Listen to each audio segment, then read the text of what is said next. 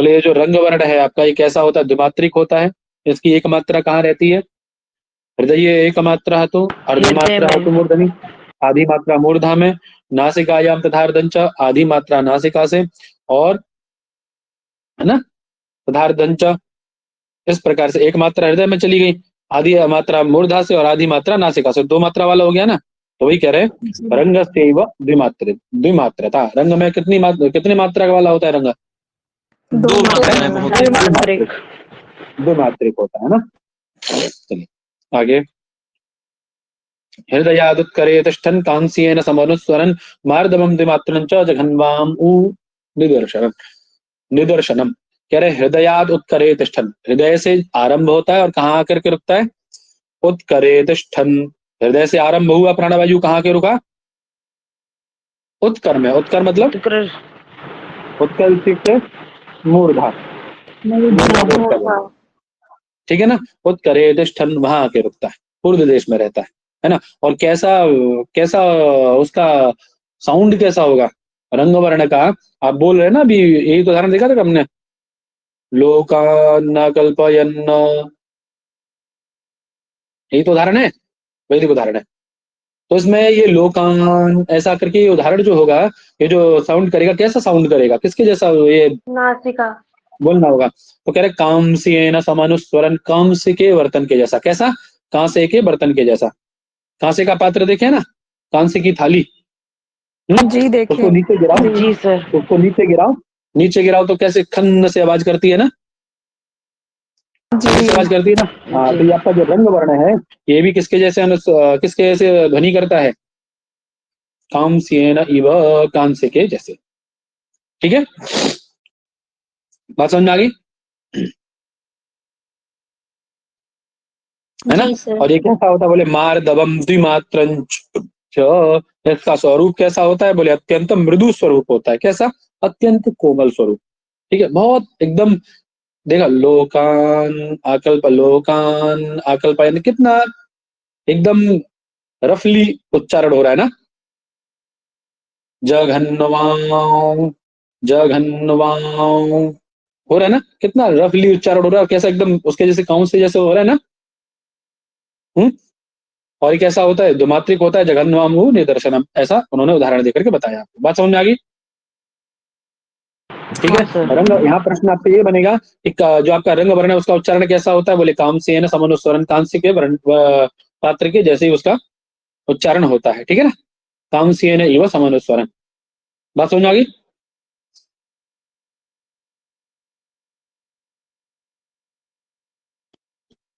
ठीक है जी।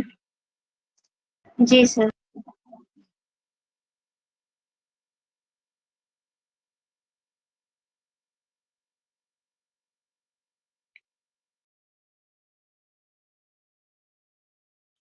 चलिए अब चलो छोड़ो उसको, इम्पोर्टेंट इम्पोर्टेंट देखते रहे अभी, जो जो इम्पोर्टेंट इम्पोर्टेंट है ना। यहाँ तक तो हमने क्रमशः पढ़ी, इसके आगे जो आवश्यक आवश्यक है उसको देखेंगे, है ना। चलिए आगे कारिका है आपकी एवं वर्ण, जैसे बताया ना उन्होंने, वर्णोच्चारण की शैली जैसी बताई उन्होंने, कहाँ से किसको उच्चारण करना है ना। तो इस प्रकार से एवं वर्णा प्रयोक्तव्या, ऐसे वर्णों का यथोक्त जैसा उन्होंने बताया है, शास्त्रगत वर्णोच्चारण करने से क्या होता है, क्या लाभ होता है? यदि उनको आप न अव्यक्ता न च पीड़िता, न तो उनको अव्यक्त करके बोले, ना उनको पीड़ित करके बोले, है ना। ना तो उनको अत्यंत पीड़ित किया जाए और ना ही उनको अव्यक्त किया जाए ना। ठीक है, यदि ऐसा आप उच्चारण करते हैं, इस प्रकार से सम्यक वर्ण प्रयोग यदि आप करते हैं तो क्या होगा, क्या लाभ होगा उसका? एवं सम्यक वर्ण प्रयोगे न किम भवति, है? बोले ब्रह्मलोके महीयते, कहाँ जाता है व्यक्ति? क्या व्यक्ति? ब्रह्मलोक में। ठीक है ना। तो आपसे यहाँ से प्रश्न सीधा सीधा बनेगा, सम्यक वर्ण प्रयोगे न कुत्र महीयते? ब्रह्मलोके महीयते। ठीक है,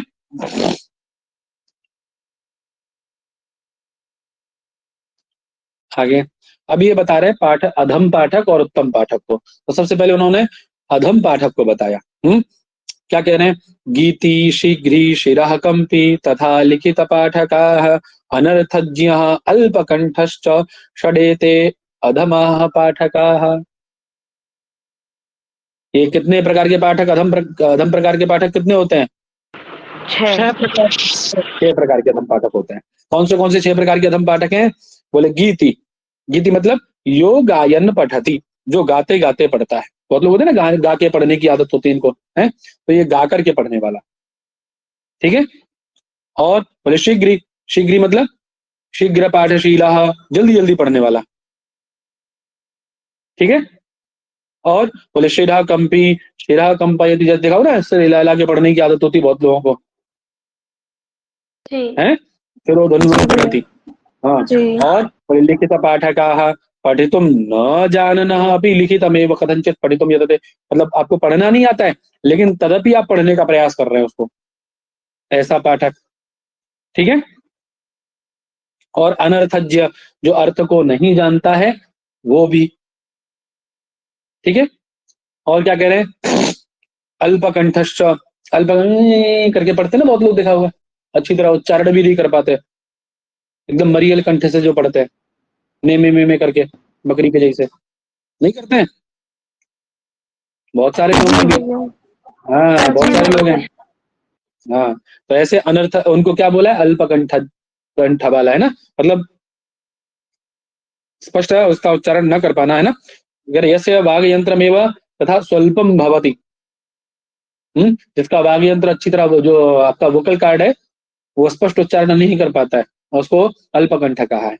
एक इसके अधम पाठक के 6 वो हैं, 6 प्रकार के अधम पाठक बताए, ठीक है। ये दोष हैं, बात समझ में आ गई?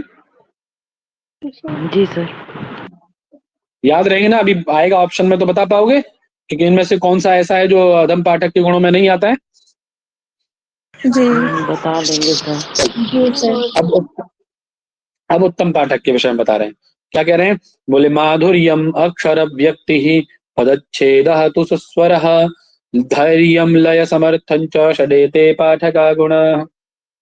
माधुर्य अर्थात श्रुत प्रिय होगा, सुनने में अच्छा लगेगा, मधुर होगा, श्रुत प्रियता होगी, ठीक है। और अक्षर व्यक्ति, अक्षरों को व्यक्त करके पढ़ेगा, है ना, स्पष्ट उच्चारण करके पढ़ेगा उनका, समझ आई बात?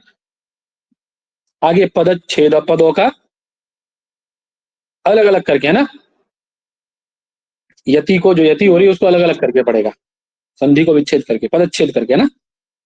आगे क्या कह रहे हैं? सुस्वर है, अच्छे कंठ स्वर वाला, धैर्य युक्त,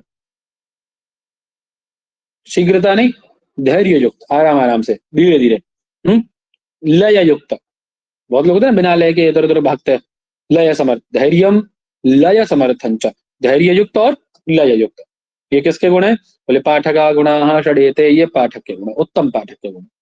बात समझ में आ गई? जी सर।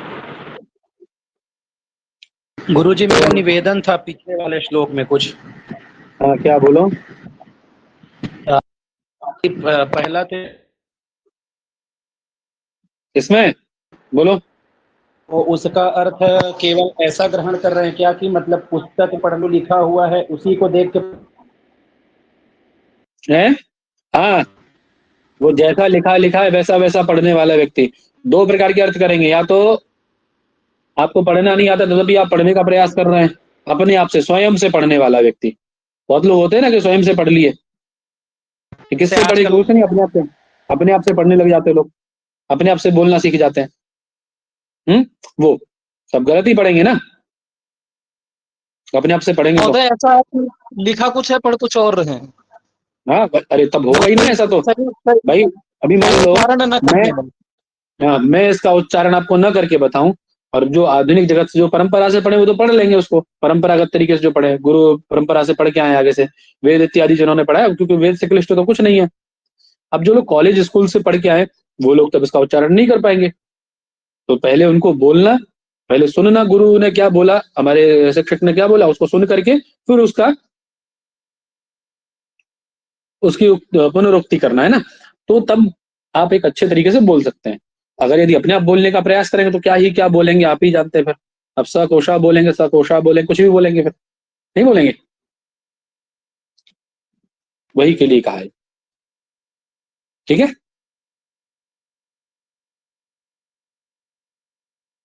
इसमें दो पाठ मिलते हैं, पाठ भेद भी मिलता है इसमें ना, जैसे लिखित पाठ का लिखा है ना, तो वहां पे ये भी मिलता है यथा लिखित, मतलब जैसा लिखा है वैसा ही पढ़ने वाला है ना, ऊहा नहीं करना जानता है व्यक्ति। और जब तक गुरु से नहीं पढ़ोगे, गुरु मुख से नहीं पढ़ोगे, तब तक ऊहा कहाँ से कर लोगे, है ना।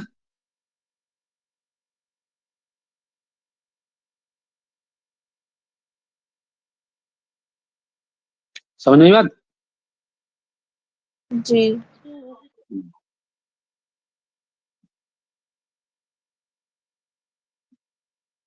चलिए, तो क्या कह रहे हैं आगे, क्या बता रहे हैं, ये हुई बात। आगे क्या बता रहे हैं पंडित जी, आगे अब आपको क्या बताएंगे। ये तो पाठक के गुण और पाठक के दोष पढ़े आपने, अभी तक क्या पढ़ा आपने, पहले पाठक के दोष गुण और दोष, और पाठक के गुण गुण। ठीक है, अब जो बताने जा रहे हैं ये पाठ के दोष बताने जा रहे हैं। क्या बताने जा रहे हैं अब ये पाठ के दोष। क्या दोष है पाठ के, तो बता रहे हैं 20 दोष है ना। शंकितम, भीतम, उद्घुष्टम, अव्यक्तम, अनुनासिकम, काकस्वरम, शिरसिंगम तथा स्थान विवर्जितम। एक एक करके बता दूं पहले, तब आगे चलेंगे। कह रहे हैं शंकितम, अर्थात आपको उच्चारण करते समय शंकित नहीं होना चाहिए, है ना। शंकितम न वदेत, शंका युक्त नहीं बोलना है। ठीक है जी, जी। श्लोक पढ़ लेते आगे, उन्होंने व्याख्या की, उसी में देख लेंगे। शंकितम, भीतम, उद्घुष्टम, अव्यक्तम, अनुनासिकम, काकस्वरम, शिरस्तिंगम तथा स्थान अविवर्जितम, उपांशु दष्टम, त्वरितम, निरस्तम, विलंबितम, गदगदितम, प्रगीतम, निष्पीडितम, ग्रस्त पदाक्षरं च वदेत न दीनम न तो सानुनास्यम। देखिए क्या है पंडित जी, कह रहे पाठ से विंशतिर दोष है, पाठ के 20 दोष है। ठीक है, ऐसा पाठ का उच्चारण आपको नहीं करना चाहिए। कैसा कैसा नहीं करना चाहिए, बोले शंकितम न वदेत, पहला शंकित ही था, है ना। शंकितम न वदेत, बोले किम नाम शंकितम, बोले संदिग्धत्वमिति, शंका युक्त नहीं बोलना चाहिए। कहीं आपको उच्चारण करने में शंका है तो उच्चारण भी आपका कैसा होगा, शंकित होगा, है ना। तो शंकितम न वदेत। आगे ये वो दूसरा आया, दूसरा क्या था, शंकितम भीतम, बोले भीतम न वदेत, भय युक्त नहीं बोलना चाहिए। भयाक्रांतम यथा स्यात् तथा न उच्चारेत। ठीक है, तो भयक्रांत होकर के नहीं बोलना चाहिए, दूसरा दोष हो गया। तीसरा आया, अभी देखिए तीसरा क्या था, संकेतम भीतम उद्घुष्टम, है ना। उद्घुष्टम न वदेत, उद्घुष्टम न वदेत, अर्थात तारस्वरेण अनावश्यकेन नोच्चारयेत। तारस्वर कौन सा है बताओ, अच्छा चलो देखता हूँ कितना याद है आप लोगों को, तारस्वर कौन सा है। प्रति सवन का जो होता है जगती छंद में। ये पढ़ के आए थे ना, कल परसों ही पढ़े हो, भूल गए। सर याद है सर। तो बोले क्यों नहीं, आवाज क्यों नहीं आई, तुरंत से आवाज आनी चाहिए थी पंडित जी। तारम तारतीय सवनम है, तो कह रहे हैं अनावश्यकेन तारस्वरेण नो उच्चारयेत, आवश्यक न होने पर तारस्वर में उच्चारण नहीं करना चाहिए। यदि आवश्यक है तभी तारस्वर में बोलना चाहिए। तारस्वर मतलब तृतीय स्वर में, एकदम ऊपर जाकर के मूर्धा से, उसमें जब आवश्यक हो तभी बोलना चाहिए। अनावश्यक बोलेंगे तो वो क्या है, पाठ दोष हो जाएगा। समझ में आ गई बात। बहुत लोग देखा वो शुरुआती तारस्वर से करते, ऐसा नहीं है, तृतीय सवन में ही तारस्वर का प्रयोग है सायंकाल में। ठीक है, बात समझ में आ गई। अब आया अव्यक्तम न वदेत, अव्यक्त नहीं बोलना चाहिए। अव्यक्त मतलब अस्पष्टम, अस्पष्टम न वदेत, नोच्चारयेत। ठीक है, अनुनासिकम अर्थात अनुनासिकम न वदेत, है ना, अनुनासिक नहीं बोलना चाहिए। करके बोलते हैं ना, देखा है। अरे जो अनुनासिक है उसको अनुनासिक करना कहाँ कम बुद्धि है जी, बताओ। है। बहुत लोग देखे हमने अपने आके बोलते हैं ऐसा करके, ऐसा कर लीजिए, ऐसा कर लेंगे, ऐसा कर लेंगे। जैसे नाक में मतलब कई बार नाक से बोल। हाँ वही अनुनासिक, वही तो कह रहे हैं, अनुनासिक को भी अनुनासिक करके बोलना, वही कह रहे हैं। आगे रहे काकस्वरम न वदेत, काकस्वर कर्कश नहीं बोलना चाहिए। बहुत लोग होते हैं, बहुत बड़ी कर्कश वाणी होती है उनकी, है ना, सुनते ही सर में दर्द हो जाता है उनकी आवाज को। ऐसा भी नहीं बोलना चाहिए, काकस्वर भी नहीं बोलना चाहिए, समझे। फिर सिंगम न वदेत, जो मूर्धा स्थानीय उन्हीं को मूर्धा से बोलिए, जो मूर्धा स्थानीय नहीं है उनको भी मूर्धा से बोलना क्या है, पाठ दोष ही है ना। बोले अमूर्धन्यान मूर्धा स्थानीय नोच्चारयेत, किसी को सिरस्तिंग कहा। समझ में आई बात। गुरु जी जी इसको मूर्धगतम ऐसे भी बोल सकते हैं क्या? है इसको जो आप ये वाला बताए हैं उसको मूर्धगतम ऐसे भी बोल सकते हैं क्या, पूछ रहे हैं। किसको, पीछे जो बताया अभी वाला। हाँ हाँ सिरस्तिंग, हाँ हाँ हाँ हाँ हाँ बिल्कुल। यही वाला। क्यों नहीं, क्यों नहीं, अरे बात तो वही है ना, सिरस्तिंग मतलब जो मूर्धा से युक्त तो नहीं उसको भी मूर्धा से बोल रहे हैं, अब तो क्या है ये, शिरस्तिंग है। जी ऐसा नहीं बोलना, जी ये पाठ दोष है, ठीक है। जी गुरु जी। लेकिन स्थान अविवर्जितम न वदेत, अरे जिस वर्ण का जो उच्चारण स्थान है उसी से उसको उच्चारित होना चाहिए, वह उसी से उसका उच्चारण होना चाहिए, है। अकु विसर्जनीय ककार का उच्चारण स्थान कंठ, कंठ की जगह कहीं और से करेंगे तो क्या होगा, वो क्या है, स्थान विवर्जित है, तो ऐसा नहीं बोलना। ये क्या है आपका पाठ दोष। समझ में आ गई बात। जी जी सर। आगे उपांशु न वदेत, उपांशु नहीं बोलना चाहिए। उपांशु मतलब बहुत लोग होते हैं, हाँ जी भैया बोल तो रहे, आवाज ही नहीं आ रही, ऐसा नहीं बोलना है। अपने मन मन में ही बोल लिया आपने, उपांशु नहीं बोलना है, ठीक है। 3 प्रकार से बोला जाता है मंत्र, मंत्र जपने का 3 प्रकार है। मंत्र जाप करते हैं ना, हाँ वो मनुस्मृति में बताया।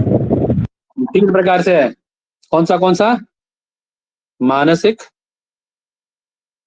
मानसिक, वाचिक, कायिक। उपांशु, ए उपांशु और वाचिक,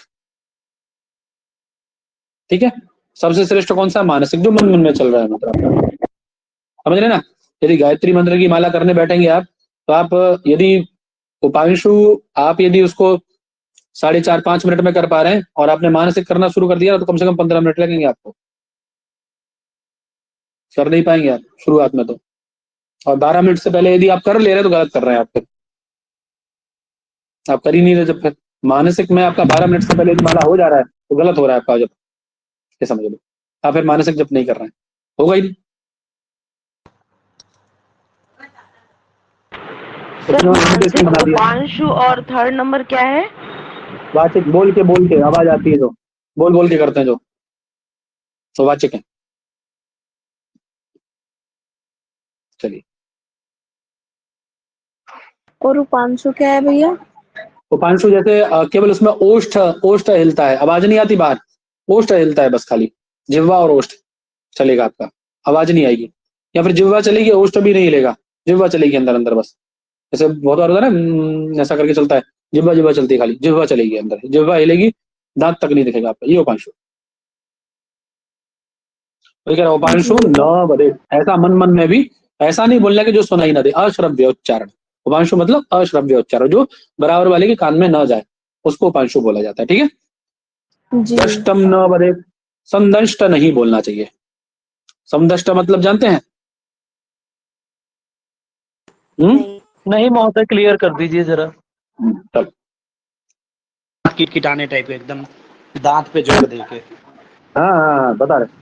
अनुनासिका नाम उच्चारणे हनोः विस्तारः चेत् स्यात्। जब अनुनासिक का उच्चारण करें तो अपनी हनु जो ठुड्डी है ना, उसका विस्तार करके उसको और बल देकर के ज्यादा बोलना, वही क्या है, संदंशो दंशो वा दोषा, यही उच्चारण दोष है, ठीक है ना। ऐसा उच्चारण क्या कहलाता है, दोष्ट कहलाता है, दष्टम कहलाता है ना।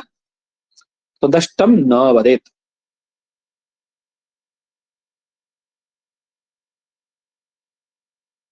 बात समझ में आई। जी सर। तो इसका भी उच्चारण नहीं करना, त्वरितम न वदेत, पता ही है, शीघ्र उच्चारण नहीं करना है, ये भी पाठ दोष है।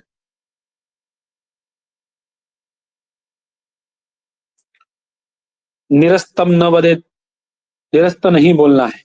कैसा नहीं बोलना है पंडित जी? निरस्त नहीं बोलना। निरस्त है क्या? कोयम निराशा तो कहना स्थानस्य अकरणस्य अपकर्षः। उच्चारण स्थान है ना आपके, उच्चारण स्थान और उनके जो कर्ण हैं, आप बाह्य कर्ण अभ्यंतर ये जो है आपके, उनका अपकर्ष हो जाना। ठीक है, इसी को क्या कहा है? निरस्त कहा है। ठीक है ना, निराश या निरस्त कह सकते हैं उसको, वो भी दोष है। आगे कह रहा है विलंबितम न वेदेत, विलंबित नहीं बोलना है, विलंब से उच्चारण नहीं करना है। ठीक है, आगे कह रहे हैं गदगदितम, गदगद, गदगदित नहीं बोलना है।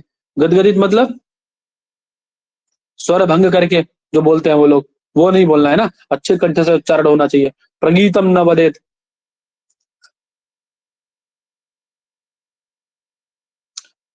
प्रगीत मतलब गा करके नहीं बोलना है, राग युक्त नहीं बोलना है। वही कह रहे रागबद्ध गाना विधान निवेश प्रगीतम स्यात्, गा के नहीं बोलना है पाठ, है ना। ये क्या करता है? पाठ्यम तो पाठ का हनन करता है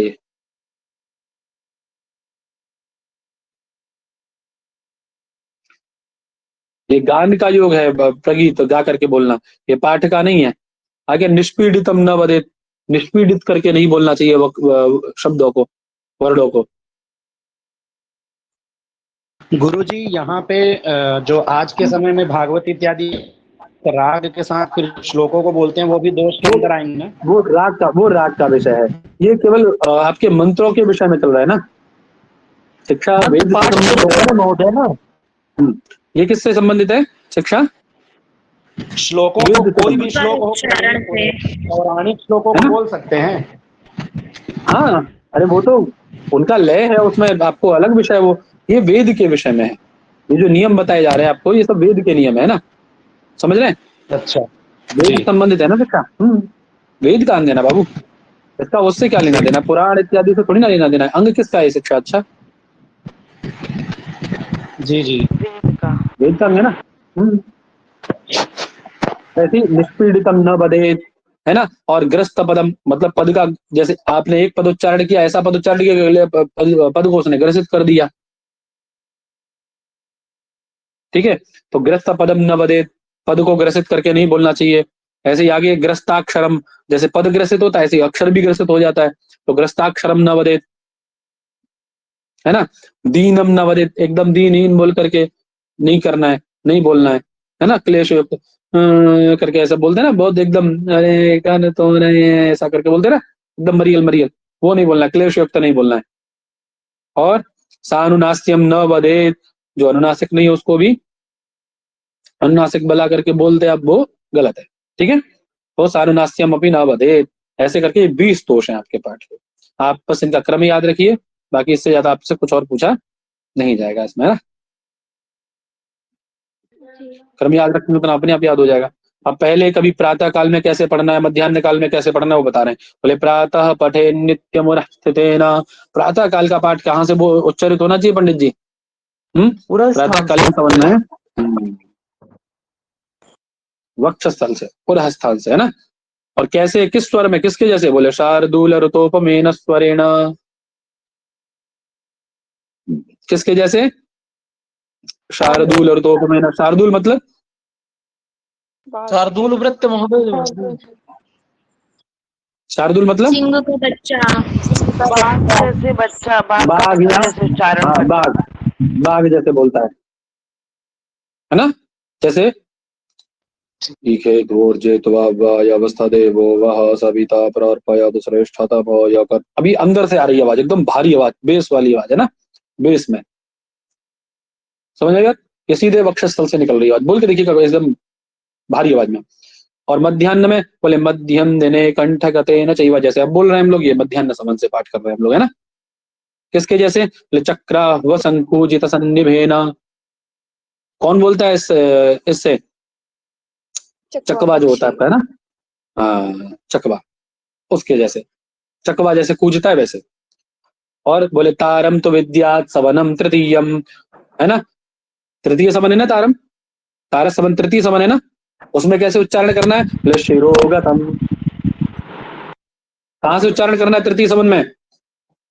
सिर से। सिर स्थान से, है ना, मूर्धा से। किसके जैसे? बोले मयूर हंसान्य भरतस्वराणाम।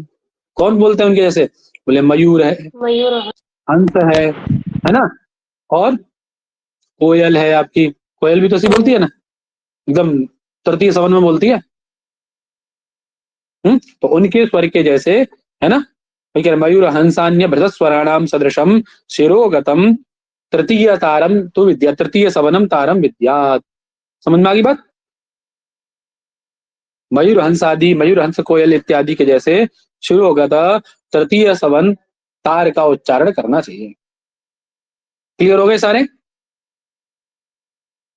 जी सर। जी महोदय।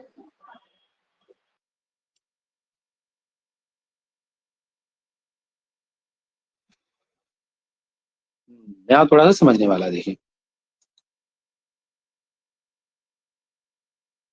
अभी महोदय ऊपर वाले प्रयत्नों की बात कर रहे हैं। किसकी बात कर रहे हैं? प्रयत्नों की बात कर रहे हैं। हाँ, क्या कह रहे हैं प्रयत्नों के विषय में? दो प्रकार से बांट रहे हैं। कह रहे वर्णोच्चारण प्राक तेनैव सहैव प्रयत्ना विधीयन्ते प्रयत्नेव तत्त स्थानेषु वायु विधार्यते तेन उसकी द्वारा आपका वर्णोच्चारण होता है, उन्हीं स्थानों पर जाकर के वायु अभिघात करती है। और वर्णोच्चारण होता है वो यत्न हमने कितने भागों में बांटे हैं? द्विधा विभज्यते, दो भागों में बांटते हैं उनको। कौन से हैं? बोले उच्चारणात् प्राक कृतः यत्न, उच्चारण से पहले किए जाने वाले प्रयत्नों को क्या कहा जाता है? आभ्यंतर प्रयत्न। अभ्यंतर। ठीक है। और अनंतर किए जाने वाले प्रयत्नों को बाह्य बाह्य प्रयत्न कहा जाता है। इस आभ्यंतर प्रयत्न का एक नाम और बताया उन्होंने, बोले आंतर यत्न प्रयत्नो भी वा निगद्यते। उसको आभ्यंतर प्रयत्न या आंतर यत्न भी कहा जाता है। बात समझ आ गई? क्या बोले? उच्चारण से पहले जो यत्न किया जाता है उसको आभ्यंतर यत्न या प्रयत्न कहा जाता है। ठीक है। और उच्चारण के साथ में जो आप उच्चारण कर रहे हैं, उच्चारण सही वक्रता तु यत्न बाह्य। ठीक है। उसी को अनुप्रदान भी कहा गया है। उसी को क्या कहा गया है? अनुप्रदान महोदय। अनुप्रदान भी कहा गया। तो ना, बात क्लियर है इतनी? हाँ सर। तो उनके विषय में आपको आगे अब बताया जाएगा। ठीक है।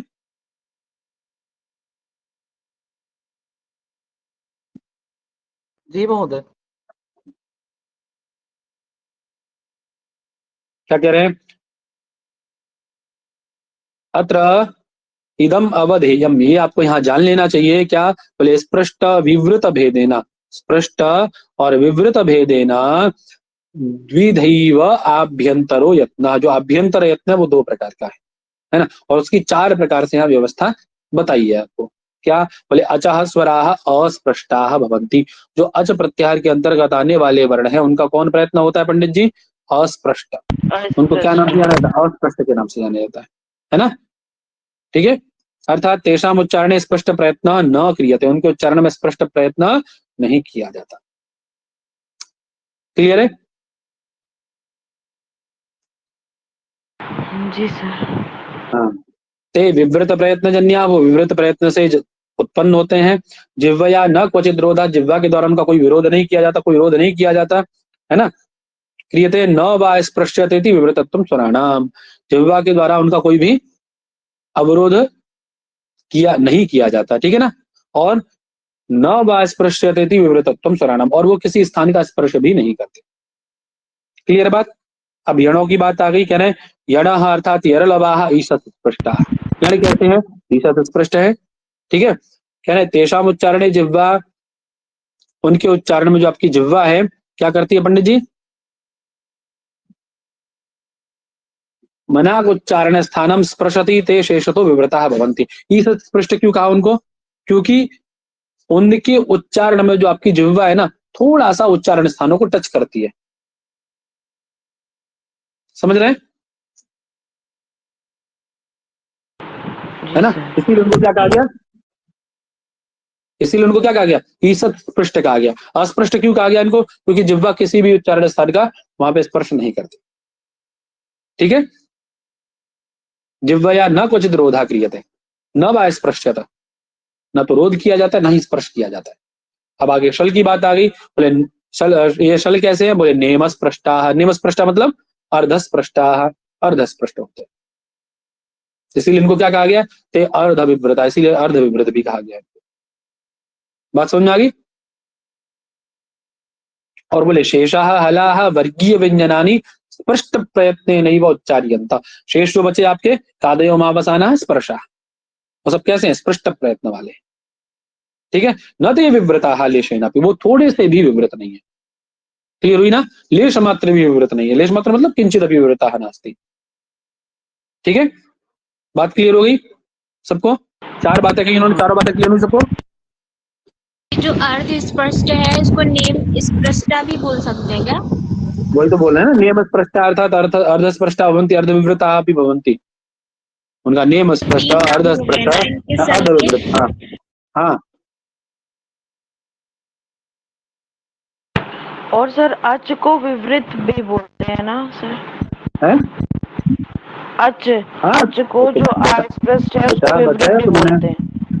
बताया तो, विवृतत्वम स्वराणाम विवृत प्रयत्न जन्या एव। अच्छो में होता है, लेकिन हलों में लेशेनापि विवृतत्वम नास्ति, थोड़ा सा किंचित अपि विवृतत्व नहीं है। किन में, हलों में। ठीक है, क्लियर हुई बात सबको, बात क्लियर होगी। वही बता रहे हैं, देखो अचह स्पृष्ट अस्पृष्ट, अच कैसे हैं, अस्पृष्ट प्रयत्न वाले हैं। यण कैसे हैं पंडित जी आपके, यण तो ईशत स्पृष्ट है ना, और शलह नेम स्पृष्ट, शल कैसे हैं, नेम स्पृष्ट है। और शेषाह हलः, शेषाह हलः स्पृष्टाः प्रोक्ताः। क्लियर है ना, यही बात कही। ऐसे लगती है कारिका तो, अभी आप पहले कारिका पढ़ते तो कारिका आपको समझ में ही नहीं आती, अब क्योंकि व्याख्या पढ़ी फिर कारिका लगाई तो देखो झटिति कारिका लगी ना तुरंत। तो जी महोदय। जी सर।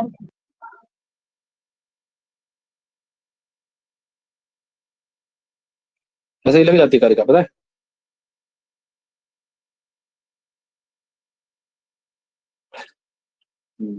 क्या कह रहे हैं, अमह, अमह मतलब अ ई उ री री ए ओ ऐ औ हया वरट लण यम गणनम तक, वहां तक जाएंगे। ठीक है, इति वर्ण हकारम रेफम च वर्जयित, तो इनमें से हकार को हटा दो और रेफ को हटा दो। अमो अनुनासिका न ह्रौ, हरा को हटा करके, इनको छोड़ करके ये कैसे होते हैं, बोले अनुनासिका भवंती अमो न ह्रौ, हर को छोड़कर। बात समझ में आ गई। ठीक है ना। अरे यमगणना नाम नासिका जी तो अनुनासिक होते ही होते हैं, आपके नित्य अनुनासिक होते हैं, लेकिन जो आपके बाकी जो बचे और जो बच गए वो कैसे है, निरनुनासिक भी और कभी सानुनासिक भी होते हैं। ठीक है, लेकिन आचार्य भरत ने इनको नित्य अनुनासिक पढ़ा है। कौन भरत, भरत कौन से, वही नाट्य शास्त्र वाले आपके आचार्य जी, समझ में आई बात। आचार्य भरत मुनि। जी सर। हाँ भाई, क्लियर है। आए क्या करें, नादि न ह झ श स्मृता हकार झकार शकार है, ये वर्ण कैसे होते हैं, नादी न स्यु, नाद प्रयत्न वाले होते हैं, नादी होते हैं, इनको क्या नादीन कहा जाता है इनको, है ना। ठीक है, बात क्लियर आई समझ में। जी। और खफादया श्वासिनः, और खफादी को बोले ख फ छ ठ थ, इनको क्या कहा गया है, क फ छ ठ थ, इनको क्या कहा गया, श्वासिन कहा गया है। ठीक है ना, श्वासी। इनका अनुप्रदान कौन सा है, बाह्य प्रयत्न कौन सा है इनका, स्पृष्ट। श्वास अनुप्रदान है। ठीक है ना, हाँ, श्वास अनुप्रदान है, अनुप्रदान मतलब बाह्य प्रयत्न है। ठीक है, समझ में बात। और बोले जशाह ईशन्नादाह यणः जशश्च, यण और जश कैसे होते हैं, ईशन्नाद अनुप्रदान वाले होते हैं। ठीक है, और बोले ईशत श्वासश्चरो विद्यात्, ये श्वासिन पूरे पूरे ख फ छ ठ थ, ये पूरे पूरे श्वासिन है, श्वासिन अनुप्रदान वाले हैं। और जो आपके कौन है पंडित जी, चर, कौन, चर प्रत्यार के अंतर्गत आने वाले वर्ण कैसे हैं, ईशत श्वासी है। बात समझ में आ गई। नादिन कौन है, तो हकार झकार शकार इत्यादि नादिन है। ईशन नादिन कौन है? यण और जश। श्वासिन कौन है? खफ, खफ थ, है ना। और ईशर श्वासिन कौन है? च। क्लियर बात इतनी? बोलो।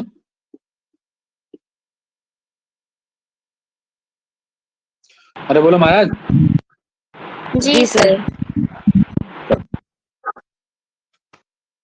अब देखो ये आ गया आपका छंद, ये वाला यहाँ से याद रखना, इसका क्रम जरूर याद रखना। छंदः पादौ तु वेदस्य, हस्तौ कल्पोदपट्यते, ज्योतिषामयनं चक्षुर्निरुक्तम् श्रोतमुच्यते, शिक्षा ग्रहणं तु वेदस्य, मुखं व्याकरणं स्मृतं, तस्मात् सांगमधीत्येव कुत्र महीयते? सांगमधीत्येव ब्रह्मलोक एवं ब्रह्मलोक।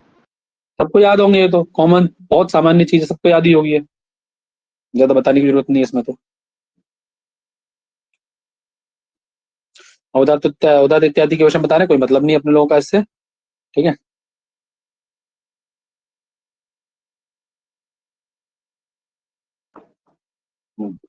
चाशस्तु वदते मात्रां द्विमात्रं द्विमात्रं त्वेव वायसः, शिखिरौति त्रिमात्रं तु नकुलस्तु अर्धमात्रिकम। जो चाशस होता है, चाशस मतलब चाशस नीलकंठ है नीलकंठ। हाँ, वो नीलकंठ कैसे बोलता है? बोले वदते मात्राम एक मात्रिक, द्विमात्रिक कौन बोलता है? वायसः, वायसः इत्युक्ते कौवा, काव काव। शिखिरौति त्रिमात्रम, शिखी मतलब मयूर, वो कैसा बोलता है पंडित जी? त्रिमात्रिक। और नकुल मतलब नेवला, अर्धमात्रिक। बस। ये श्लोक बहुत अच्छे हैं। कुतीर्थागतम दग्धम अपवर्गम च भक्षितम न तस्य पाठे मोक्षोस्ति पापः पापा हेरिव किल्बिषात्। भावार्थ समझ लीजिए बस, इसका आवश्यक नहीं है इतना, भावार्थ समझ लीजिए बस खाली। कुतीर्थागतम आगतम दग्धम अपवर्गम च। पूछा गया था क्या? पिछली परीक्षा में ये पूरा श्लोक आया था गुरुजी ने, परीक्षा ये वाला कुतीर्थागतम। जी जी। मैं हर बार पढ़ाता हूँ, दोनों दो श्लोक हैं ये, कुतीर्थागतम कुतीर्थागतम, दोनों हर बार पढ़ाता हूँ। पूछ लेगा जो पुराने लोग हैं, उनको हर बार पढ़ाया मैंने, जितनी बार पढ़ाया। क्या पूछा गया था इसका? कहाँ से ऐसा संभवतः इसको क्रम से लगाना था।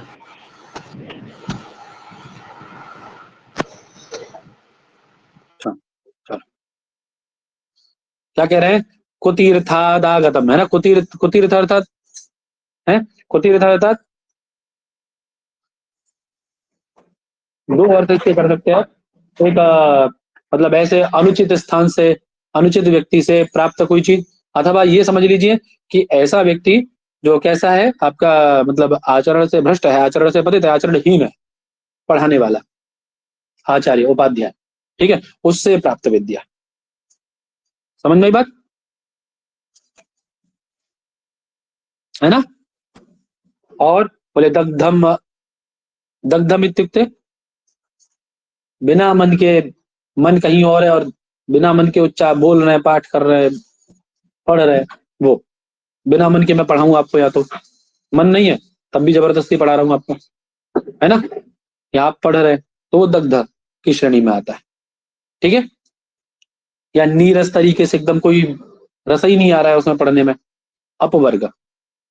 तीसरा क्या है? अपवर्ग, ठीक है। अपवर्ग मतलब मुझे बोलने में कोई कहा जाता है, अपवर्ग, मोक्ष को भी अपवर्ग कहा जाता है।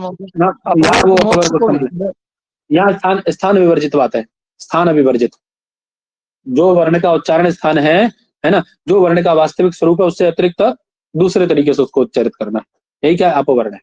अपवर्ग या अपवर्ण बोल सकते हैं, दो बातें है ना, या तो अपवर्ग बोलिए, अपवर्ण भी आता है पाठ, दोनों प्रकार से पाठ है, ठीक है। अपवर्ण भी प्राप्त होता है, या तो अपवर्ग, अपवर्ग मतलब स्थान भ्रष्ट करके उच्चारित करना उसको, ये अपवर्ण हो गया। और भक्षितम, चौथा क्या है?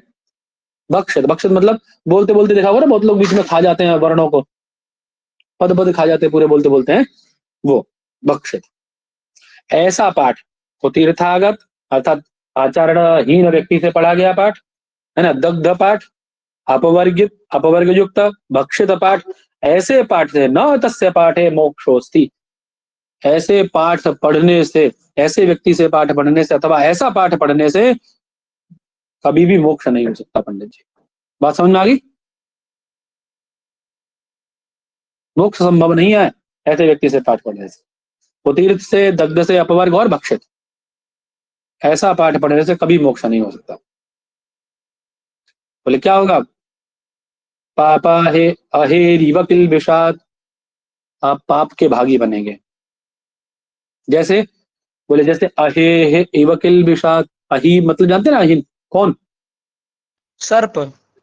सर्प। यदि गले से पकड़ ले तो उसका मोक्ष है संभव? जैसे उसका मोक्ष नहीं होता ना, ऐसे ही आपका भी मोक्ष संभव नहीं है यदि आप ऐसे। तो पढ़ते समय भैया, और वास्तविकता है पता है, पढ़ते समय ये विशेष ध्यान रखना चाहिए आप किससे पढ़ रहे हैं। बड़े अच्छे आचरण, सबसे पहली चीज आचरण है। आचरण सबसे मस्ट है विद्या में। अब देखिए, धीरे धीरे किसी से पढ़ते हैं, आप उसको फॉलो करने लग जाते हैं, उसके व्यवहार को फॉलो करने लग जाते हैं, उसके बोलने की शैली को फॉलो करने लग जाते हैं। ज्यादा पढ़ते हैं आप किसी, जिस श्रद्धा से यदि पढ़ेंगे किसी, तो आप ऐसा को 100% फॉलो करेंगे। और क्या आप उसका केवल व्यवहार ही फॉलो करेंगे? क्या उसका बोलने की शैली या उसका ये स्टाइल ही फॉलो करेंगे? फॉलो तो सारी, फिर तो सारी चीजें आएंगी ना।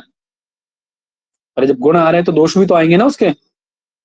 ये सारी चीजें, यदि भी कहा है कि युक्त युक्त वचो ग्राह्यम न ग्राह्यम गुरु गौरवाद, लेकिन यदि व्यक्ति इतना पतित नीच है फिर तो गड़बड़ तो है ही है, गड़बड़ वो गलत तो गलत है ही है।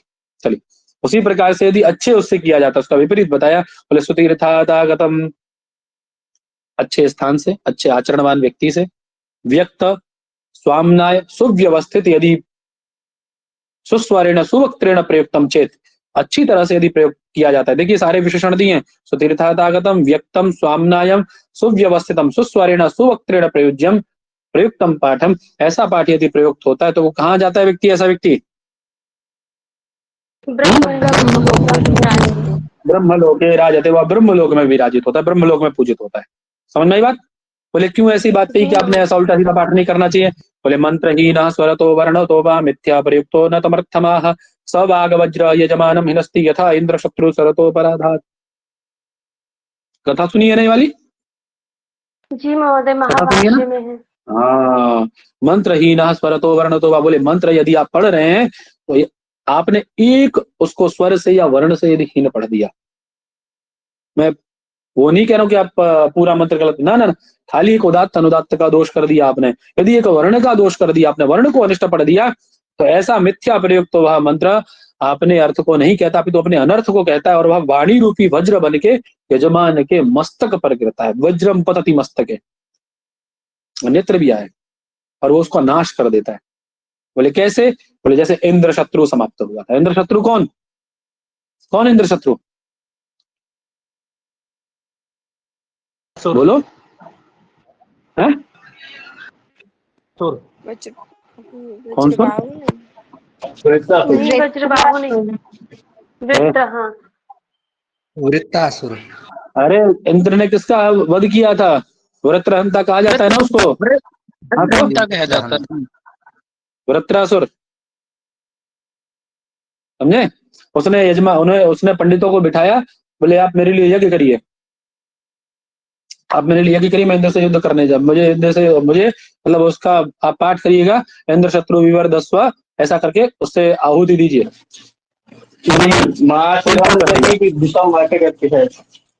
हाँ, उन्होंने उल्टा कर दिया उसका, उदात्त अनुदात्त की गड़बड़ी कर दी उन्होंने, समझे? यही उदाहरण महाभाष्य में वो दुष्ट शब्द आद्युदात्त कर दिया उन्होंने आद्युदात्त कर दिया उसको। ठीक है, अर्थ बदल गया उसका। अर्थ बदलते ही खुद मर गया, खुद मारा गया। वो कहना ये चाह रहा था कि मैं इंद्र को मारने वाला हूं, और अर्थ क्या हो गया उसका? उदात्त अनुदात्त का भेद होने से इंद्र के द्वारा मारे जाने वाला हूं। तो जब वो मर गया, इतना बड़ा राक्षस, तो हम लोग तो औकाती के, हम तो सामान्य मनुष्य हैं, इसीलिए अनिष्ट प्रयोग नहीं करना चाहिए मंत्रों का, समझे?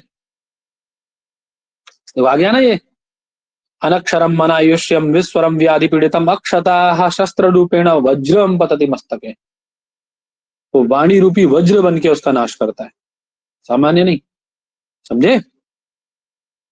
इसीलिए साधु पाठ करना चाहिए, साधु शब्दों का प्रयोग नहीं करना चाहिए पंडित जी। नहीं करना चाहिए।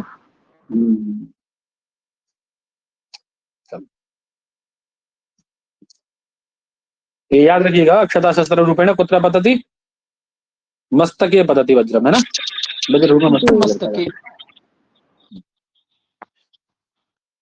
अब कह रहे हैं हस्तहीनम। देखिए बहुत लोग हैं, अभी कोई तो पूछ रहा था, पता नहीं कौन पूछा, ध्यान तो करके बोले भैया क्या अनुष्ठान कर्मकांड इत्यादि में ये स्वर संचालन करना आवश्यक होता है, हस्त स्वर चलाना बहुत आवश्यक है, नितांत आवश्यक है।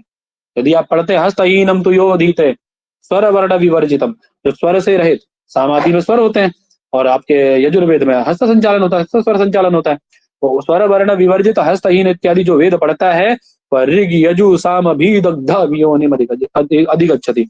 ऋग्वेद यजुर्वेद और साम की जो अग्नि है ना, उस अग्नि में जल करके कहाँ जाता है, कुत्र गच्छति अधिगच्छति वियोनिम अधिगच्छति, वियोनि को, विकृत योनि को प्राप्त करता है। समझ में आई बात। त्रिवेदी रूपी अग्नि में जल करके वह वियोनि को प्राप्त करता है। और वहीं जो हस्त स्वर इत्यादि से युक्त यदि पढ़ता है हस्त स्वर इत्यादि हस्ते न वेदम यो अधीते स्वर वर्ण अर्थ संयुतम, स्वर वर्ण अर्थ से संयुक्त हस्त संचालन के द्वारा वेद को पढ़ता है, वह ऋग यजु साम भी पूतो ब्रह्मलोके मह्यते। वह ऋग यजु और साम वेद के द्वारा पवित्र होकर के कुत्र मह्यते, ब्रह्मलोके मह्यते। ठीक है, ये सारी चीजें याद रखने वाली है पंडित जी, पूछी जाएंगी। यहाँ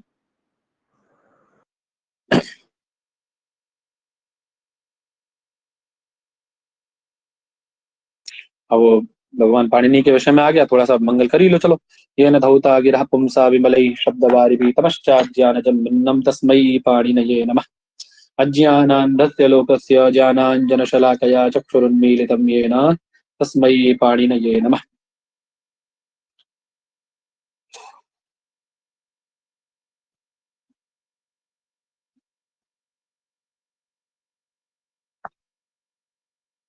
चलिए, आपकी ये पाणिनि शिक्षा पूर्ण हो गई पंडित जी। उसमें कुछ थोड़ा सा फटाफट से कुछ परिशिष्ट में कुछ चीजें हैं वो मैं बता देता हूँ आपको, है ना, उनको और जान लो जरा। महोदय ये मंगलाचरण नहीं पूछता है ना, एन अक्षर समामनाय वाला। ये क्यों पूछेगा?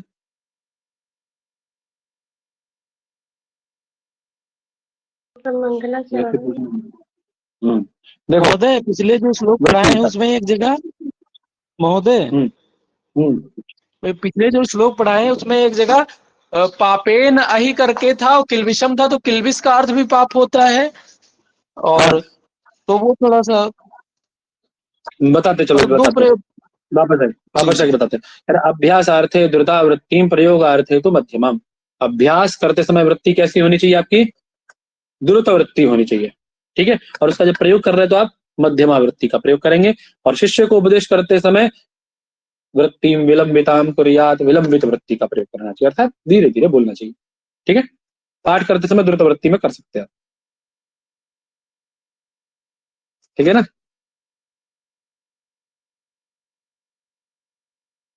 देखो ये आ गई विवृत्ति, द्वयोस्तु स्वरयो मध्ये संधि यत्र न दृश्यते। दो स्वरों के मध्य में जहां संधि न दिखाई दे वहां क्या जानना चाहिए?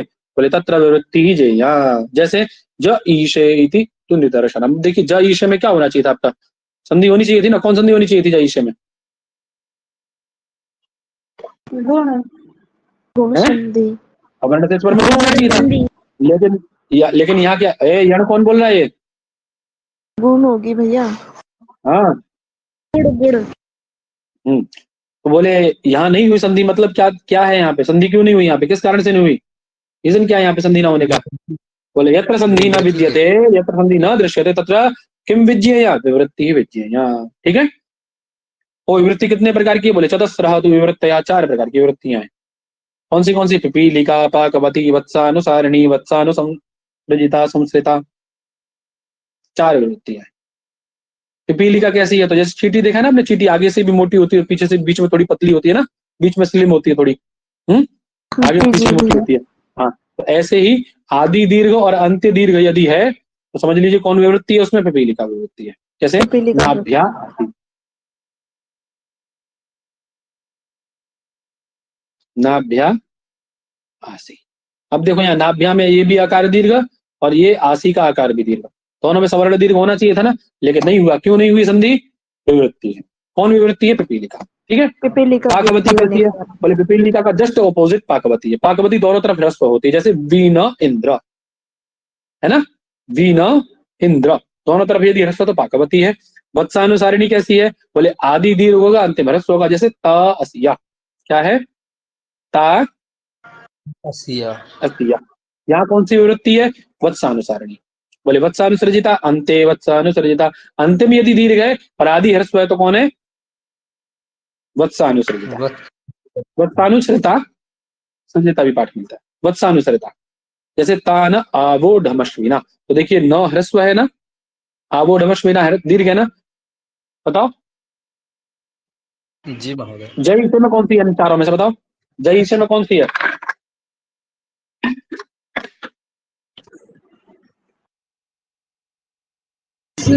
इसमें बोलो। वत्सानुसृजिता है। वत्सानुसृजिता आदि ह्रस्व है ना, हाँ आदि ह्रस्व अंतिम दीर्घ है ना, तो वत्सानुसृजिता है। ठीक है, पहचान लोगे ना? जी महोदय।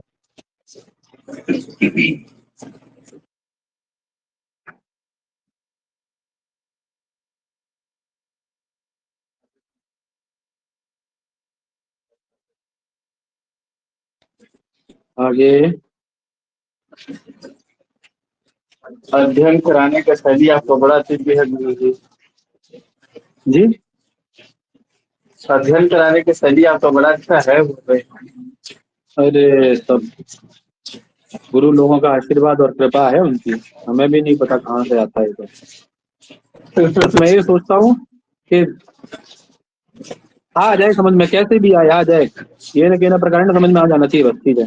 समझ ऐसा ना हो कि समझ में ना आए, समझ में आ जाना चाहिए। महोदय गुरु कृपा और स्वाध्याय दोनों का योगदान है अभूतपूर्व। हाँ, तो उसमें गुरु कृपा ज्यादा है, गुरु जी लोगों का आशीर्वाद बहुत है, पर्याप्त है, पर्याप्त।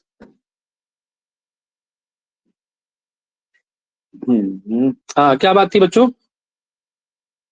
हाँ देखो ये ना, यथा पापो दुष्टः सर्पः, पाप से जो दुष्ट सर्प होता है, यदि कंठम गृह्णाति, पापी दुष्ट सर्प यदि कंठम गृह्णाति तदा मोक्षो न संभवी, तथैव सदोष ब्राह्म पाठिनः किल विषाद अपराधात।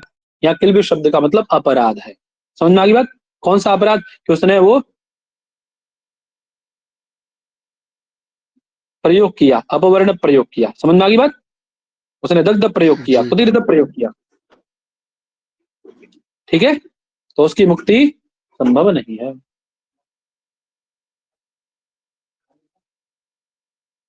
समझ में आ गया भैया? जी महोदय जी।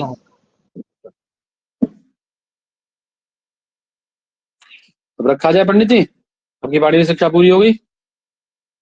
जी महोदय। भाई तो समाज चलता है, लोग सब पढ़िए अच्छे से, समझे? समाज चल